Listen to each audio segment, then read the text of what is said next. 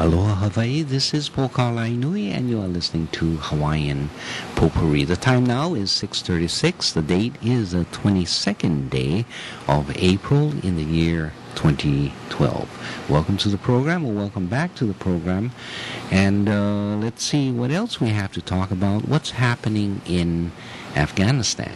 Well, we've heard that the Taliban has attacked several cities, making a direct attack against U.S. forces. And the propaganda is that the Afghanistani force responded and was able to suppress the attack. Someone has written an article saying that it's just a reflection of how weak the Taliban are, because they had to carry out this attack without any stronghold or really firmly established position, and they had to move around and jump from place to place in this attack. This was a statement made by a conservative think tank that has been supporting the war, the U.S. war in Afghanistan all this time.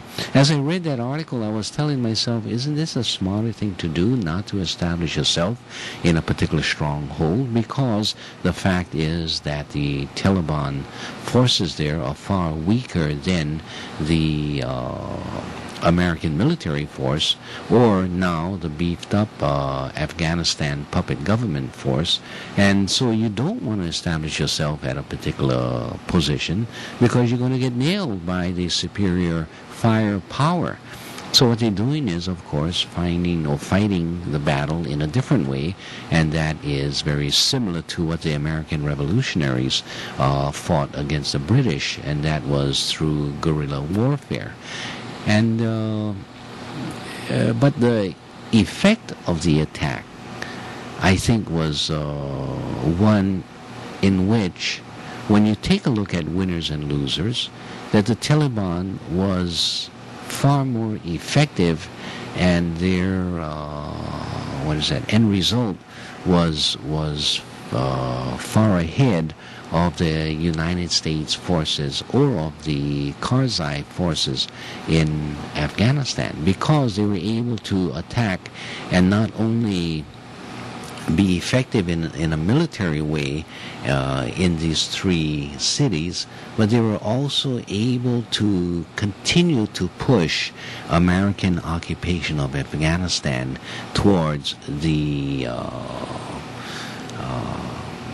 U.S. leaving Afghanistan, because the general public's opinion continues to degrade, or some would say it's not degrading, it's improving, and that is to get the United States out of Afghanistan as quickly as possible. The numbers continually climb in terms of those who favor getting U.S. forces out of Afghanistan. So that as a political issue, there is no question about it. The majority by far would support the U.S. leaving Afghanistan. And it seems now that they're moving away from the discussion that the war in Afghanistan is a legitimate war. Previously, Barack Obama was saying the Iraqi war is an illegitimate war. We need to close that down and get out as quickly as possible. But in Afghanistan, he was saying that is a legitimate war. Now we're not hearing that kind of music coming out of the Obama administration. They are playing that down, and they're suggesting, or it seems like people are more easily admitting that even the war in Afghanistan is illegitimate and is just costing a greater cost than the United States government was willing to pay. This shibai, that, well, the war in Afghanistan is really a coalition of forces in Afghanistan, is nothing more than a shibai. The United States is at the head of that force. It is a singular force that, if it was not there, there would be no effective war going on in Afghanistan. NATO would not be continually in there, and even now you find NATO forces are pulling out one after the other. Obama is trying to shore that up by saying, no, hold on to the deadline, stay in Afghanistan and the rest, while he himself is removing removing military forces out of Afghanistan. So we've seen France pulling out their forces. I believe Spain is also removing theirs. Australia is removing theirs. And basically they're saying, forget it, it's a lost war. And why should we continue to bank the Americans just so that they can continue with their politics within the United States and their war outside of the United States? When I heard the news that there were attacks in these various cities, it reminded me of the Tet Offensive in the Vietnam War. Now, I need to come to the recognition that many of the people in the audience may not remember back to the Vietnam War. And the general public may see it as a historical event, but it's not as real because they didn't live through that period of time. So by referring back to this war or that war, for me, that would be the case in the Second World War and, of course, the First World War.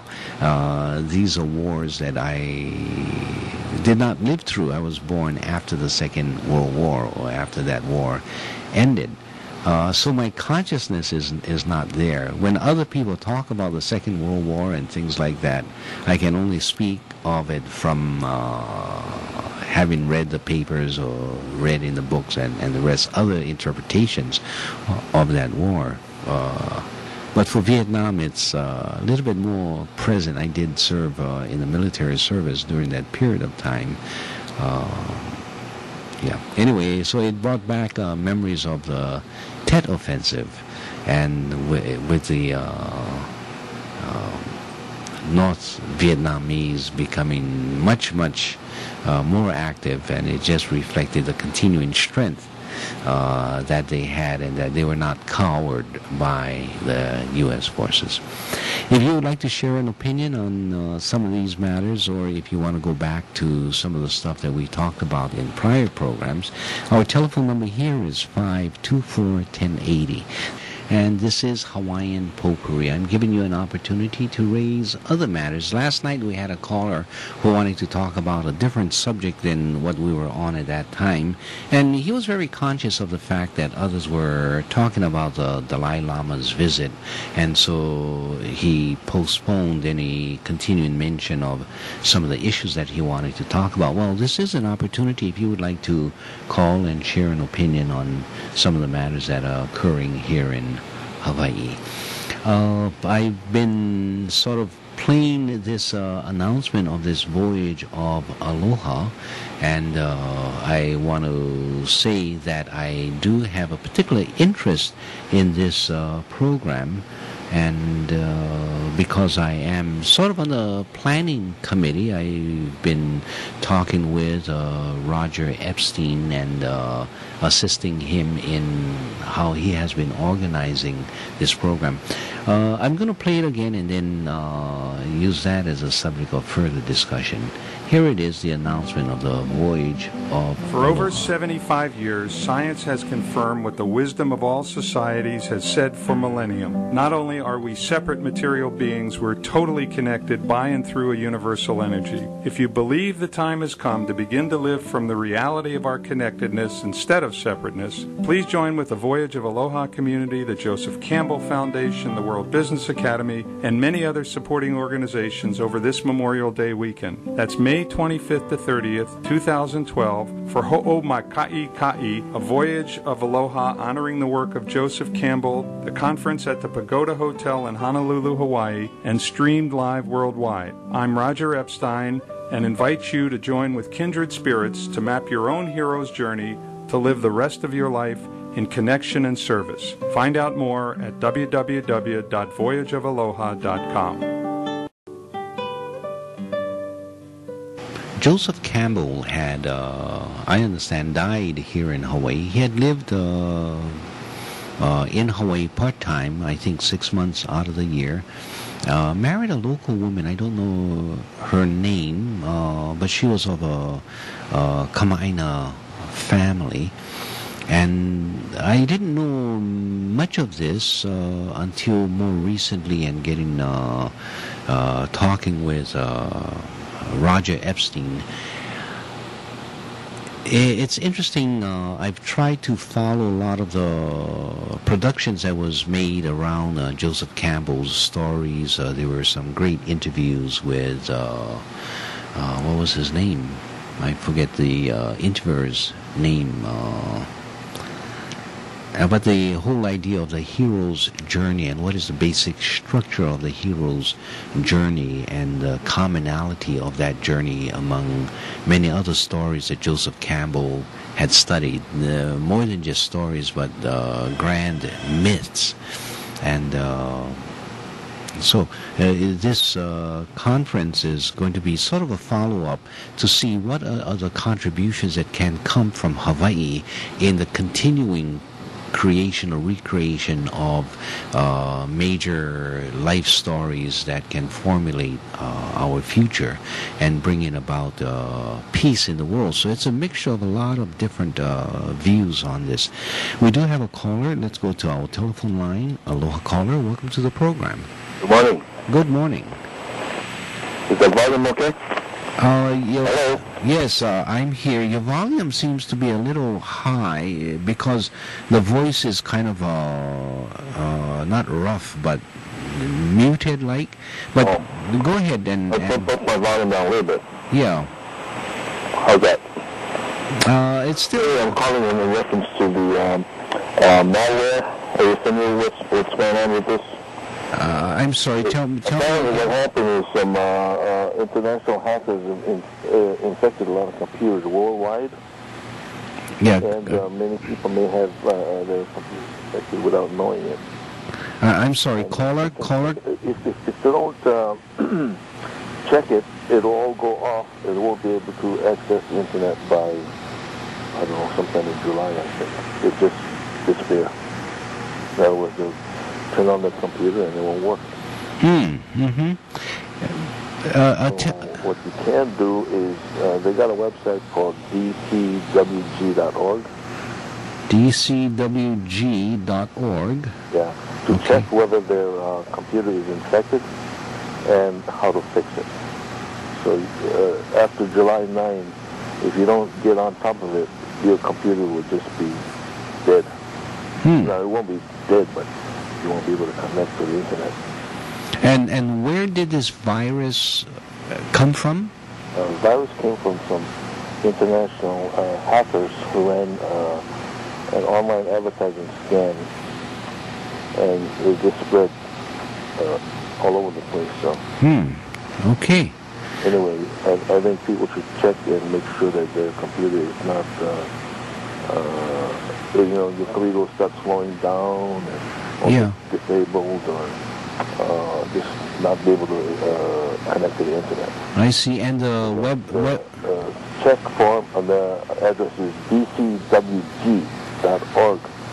You should go to that site. Okay. Whether your computer is infected, and it'll explain how to fix it. Okay. All right. Thank you very much. Yeah. Okay. Take care. Aloha. And so I know that his voice was somewhat muted. I hope you could hear him. And what I got was the website is dcwg.org. And I hope it's not a website that will infect your computer. And I'll talk with my MIS specialist and see what he has to say about that as well. Okay, so thank you very much for your call. Earlier we were talking about this Voyage of Aloha, which is going to be at the end of the month of May, and it will be held at the Pagoda Hotel. And what that will be about is, as we were going through the agenda for this conference, it'll be a 5-day conference, and it gives people the opportunity to interchange with one another. And we will bring in some speakers, and some of the speakers will be from Hawaii. And so this will be a working together and trying to find What are the stories or the news stories that needs to be created? Our telephone number here, 524-1080. Let's go to our next caller. Aloha caller, welcome to the program. Yeah, Puka. I couldn't hear the last caller speaking, but what he said about the virus, the computer virus? He says that as of July the 9th, if you don't clean your computer, the virus is scheduled to, I guess, attack your computer so that you will not be able to communicate to the internet by that time. And the the website to go to for more information is dcwg.org. How come I never hear about it on the news or anything like that? Yeah, I don't know. Broadcast on the news, huh? Well, I think I heard about it in one of the newspaper articles, but I didn't follow up on it. And my expectation is that when it comes around to that point, I think the internet carriers will be addressing that issue and will be supplying information and antivirus programs to be able to address that issue. But I don't know. So this is what, before June 9th? Yes, he says by July 9th. Oh, July 9th? Yes. Oh, I see. I have to purchase that, we call it the Norton Internet Security anyway, that protects against viruses. There's a lot of those different virus or antivirus systems, that one can purchase. And Norton. Mine's one kind of expires around June, July, around there. This is an effort to renew your.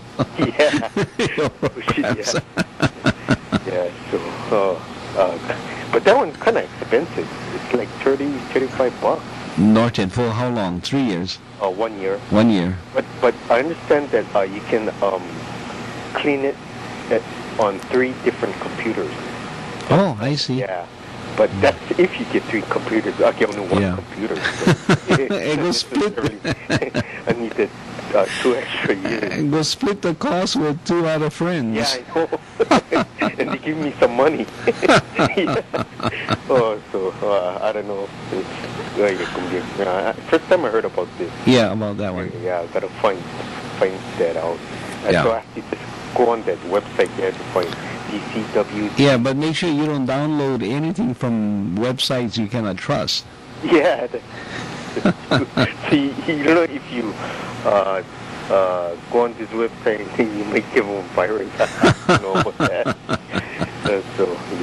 The problem is you always got to be very careful, Yeah. The other thing I wanted to touch about is you heard about the Donovan De La Cruz bill, and I understand that it's going to be voted on in the Senate House.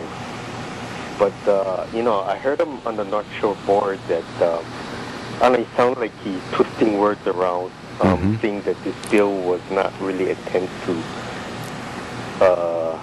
exempt have construction being exempted, right away type development type thing. He was mentioning that it was meant for land that was already buildings that was already condemned, and that land was pretty much off limits for development, and he said it was meant for those lands. I see.